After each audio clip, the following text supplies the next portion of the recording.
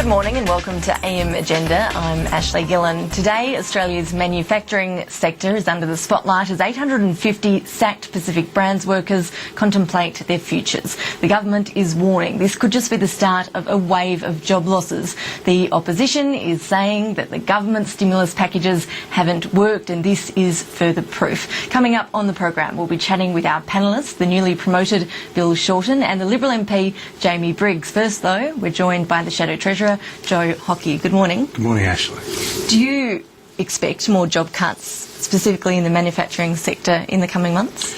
Well, the government has forecast that 300,000 Australians will lose their jobs over the next 2 to 3 years.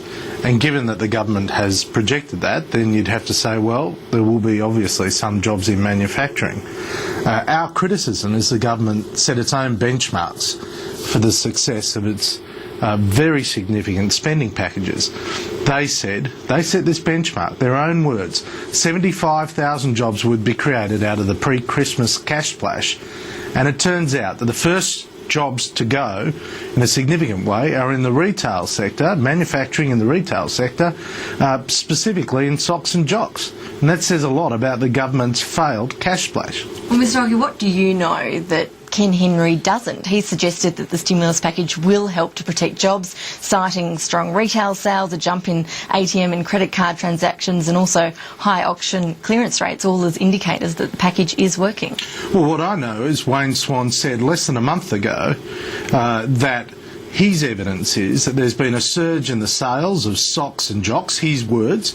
Well, the biggest sock and jock manufacturer in Australia has just laid off almost its entire manufacturing workforce in Australia, 1,850 jobs.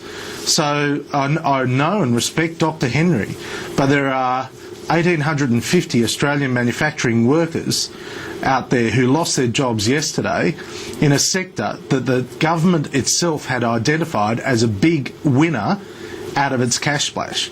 And they set the benchmarks. These are the government's own tests of the success of spending an extraordinary amount of money. They set these benchmarks, and now they are quite incredibly failing. But looking at the case of Pacific Brands, the Chief Executive said yesterday that these jobs would have gone regardless of government action. The Pacific Brands numbers for retail sales were up higher in December 08 than they were in December 07. Doesn't that suggest that perhaps the stimulus package was working? No. Well, just taking your own words, if the head of Pacific Brands is saying these jobs would have gone regardless of government action, why did the government spend $10 billion? This is $10 billion of borrowed money. Isn't it? Someone had the government borrows money.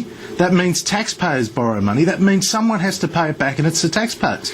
So here, as you say, the head of Pacific Brands, if he said that, and I believe I'm going on face value, if he said that the jobs would have gone no matter what, then why did the government spend over $10 billion on a cash splash? I think the point was that the financial crisis is just highlighting the fact that it's difficult for Australia to compete with China and other Asian countries where labour is so much cheaper. Well, and this is one of the challenges we face, and this is what the government should have taken into account before it went and borrowed money to go and give cash to Australians before Christmas. Why didn't the government better focus the spending on innovation, on export-based produce, on why didn't the government focus its efforts on the sorts of things... Did your alternative stimulus package do that? Well, wait a second.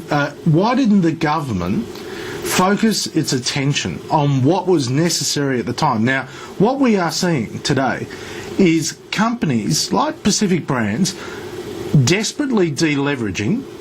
They are trying to raise capital. Many of the corporates are failing. Banks are doing well, raising capital, but corporates are failing.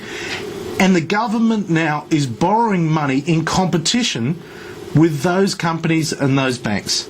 And that means that for the fixed pool of money out there, there are only certain places it can go. Now the government, by borrowing money, is one of the sources for that money. And what's happening is it's getting harder and harder for corporates to raise money, harder for them to refinance, and much harder for them to keep their employees. And that's a direct result of what the government is doing at the moment.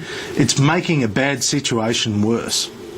Well, Ken Henry disagrees with you. Most of the evidence we've heard in various committees and Senate estimates hearings over recent weeks have pointed to most of our top economic brains in the country saying the government was right to act early and spend this amount of money. Well, there is a mountain of paper that will dispute that, both domestically and internationally.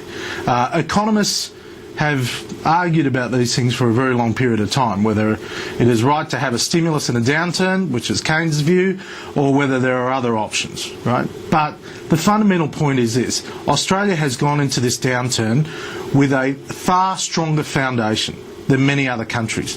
One of the reasons for that is that the Liberal National Party's left behind a debt-free government. It left behind a significant surplus. It left behind very low unemployment. So the foundations for a strong economy going into a downturn were very good. Now, this government has gone harder and faster and earlier than any other government. And they've done it in a bigger way, and they are hoping like hell that it's a 100-metre sprint and not a marathon. Now, in the last 24 hours, their language has changed. They're saying, well, it is going to be a marathon, which justifies our criticism of their significant spending. And if you want real proof on the ground, 1,850 workers lost their jobs yesterday. Well, the Prime Minister